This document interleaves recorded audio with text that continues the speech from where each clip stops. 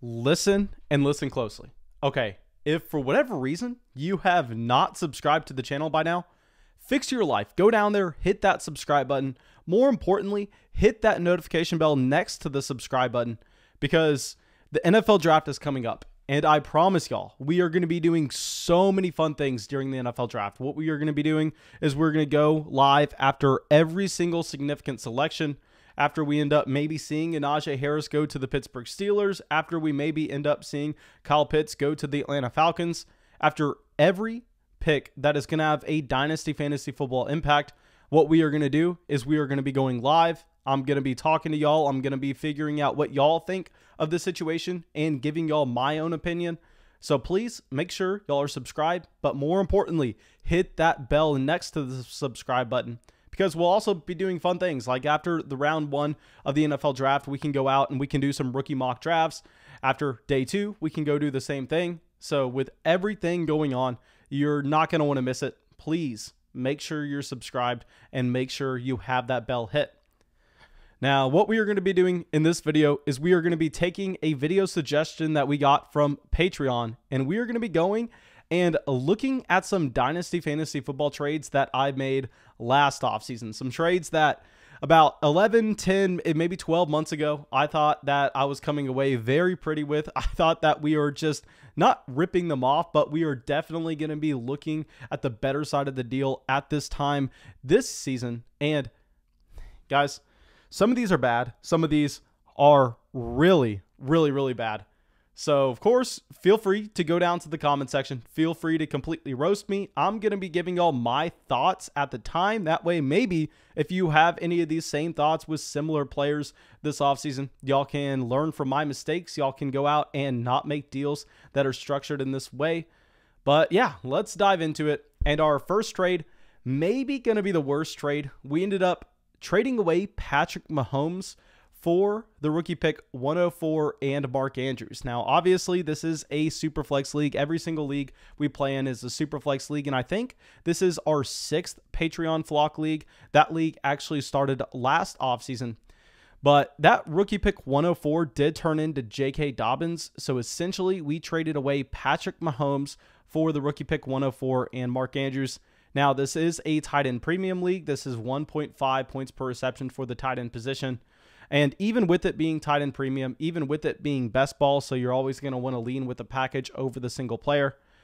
Simply, this trade is horrendous. And the thought process behind the trade, to be honest, wasn't solid on my part. While, of course, we are going to be significantly higher on all of those running backs in last year's rookie draft. Y'all know we love Jonathan Taylor, DeAndre Swift, Cam Akers, J.K. Dobbins, A.J. Dillon, Clyde Edwards-Helaire. I mean, we were almost all in on that running back draft class just because every single profile looked fantastic, especially if you compare it to this draft class.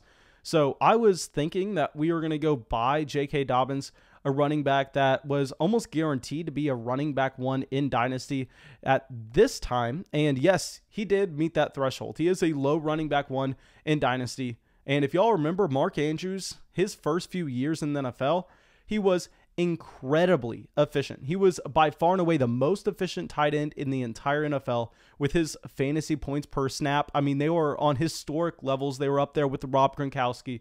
They were up there with Travis Kelce. And we made this trade right after you ended up seeing Hayden Hurst get traded to the Atlanta Falcons. So we were sitting here going, okay, Mark Andrews has the elite levels of efficiency, and J.K. Dobbins looks like he is going to be a running back 1 in Dynasty.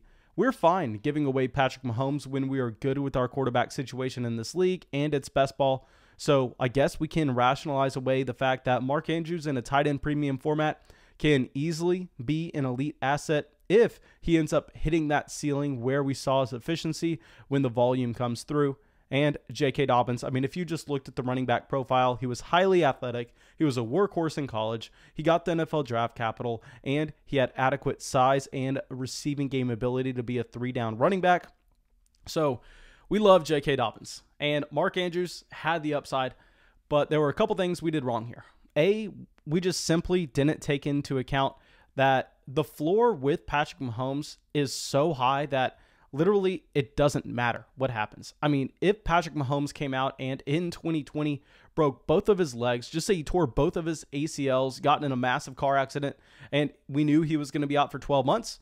Worst case scenario, Patrick Mahomes is still a first-round Dynasty startup pick just because we have seen the talent, not for one season, but we have seen it over an extended period of time. He has the contract attached to him to go along with this. He is still extremely young. So Patrick Mahomes is possibly, in a Superflex league, the most insulated asset that you could ever see.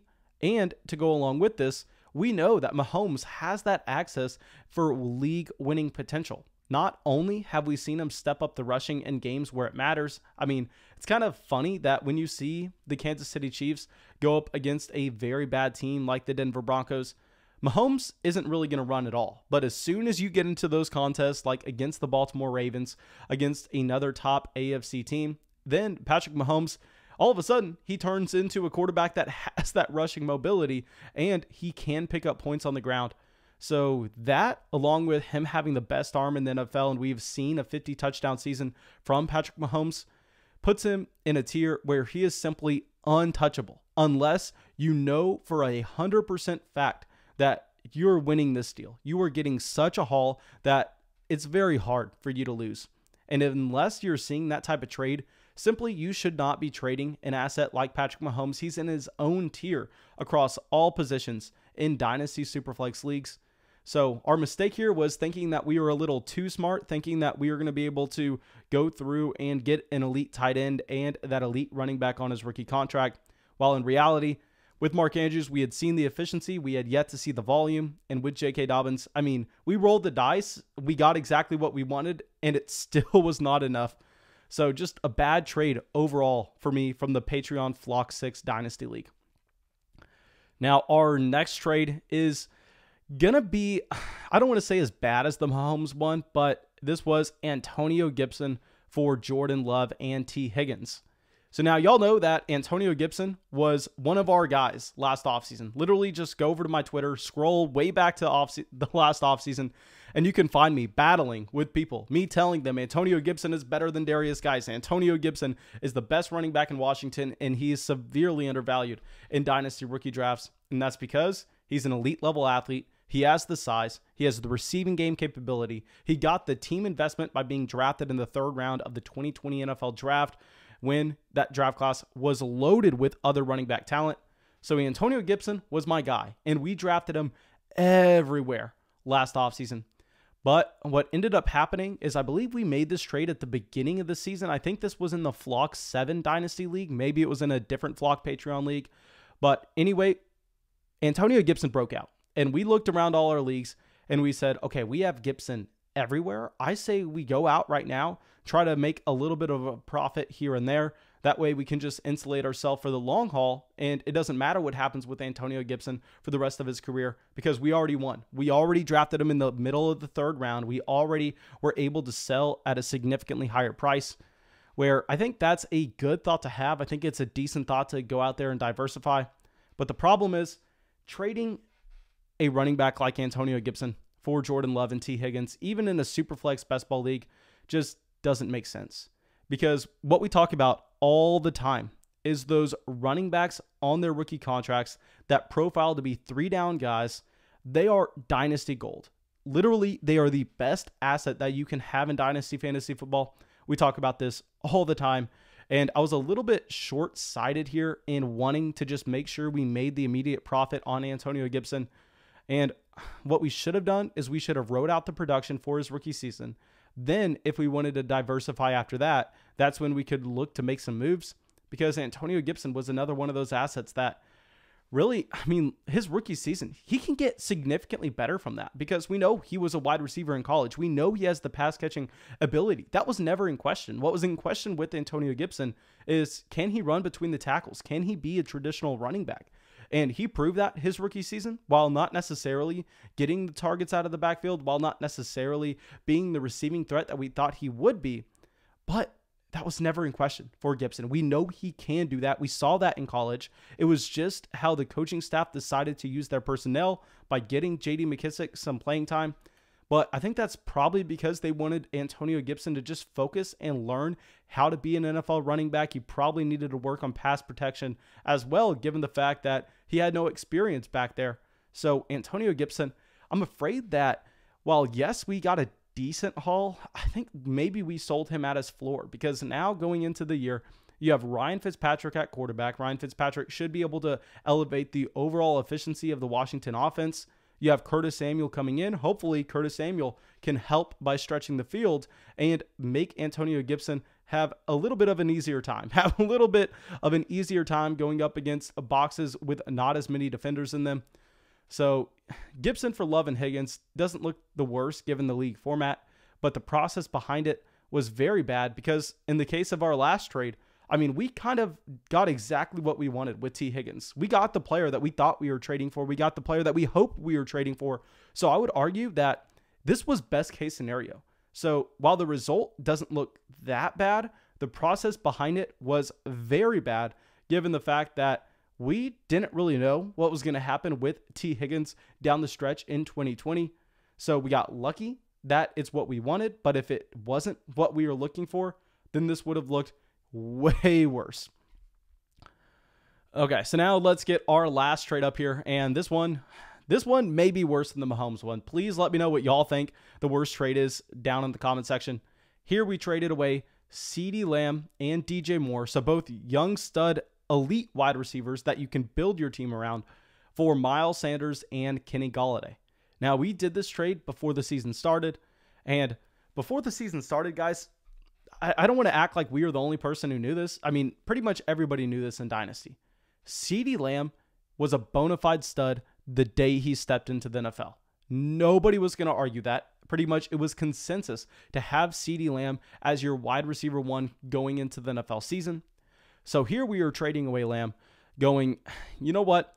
Those running backs on their rookie contracts that profile to be 3-down guys, we are all in on them every single time. And Miles Sanders fit that mold last offseason. And Miles Sanders was very disappointing in his sophomore year, but why we love talking about Dynasty Gold and those 3-down running backs on their rookie contracts is even when they are disappointing, their value doesn't drop that much. I mean, Miles Sanders, still a 3rd-round Dynasty startup pick this offseason compared to being a 2nd-round last offseason. So even with the disappointing season, his value has not fallen too much.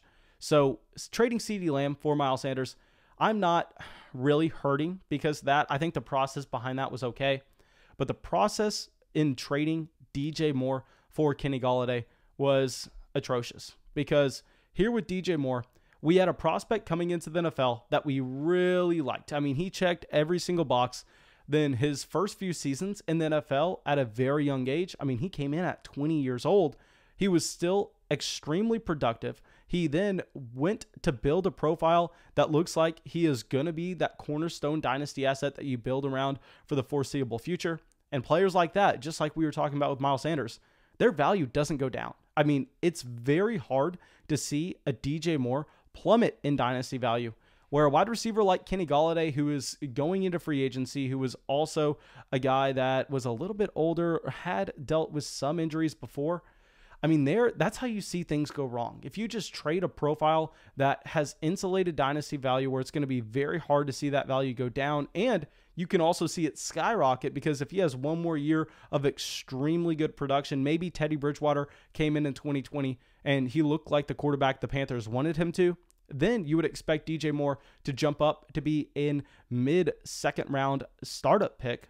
And in the case of Kenny Gallaudet, that simply was never going to happen, even if he came out and was a top 5 wide receiver in fantasy in 2020. Given his age, given the fact that the Detroit situation wasn't the best, and he would be going up into free agency in 2021, the Dynasty value just simply wouldn't be there. So trading CeeDee Lamb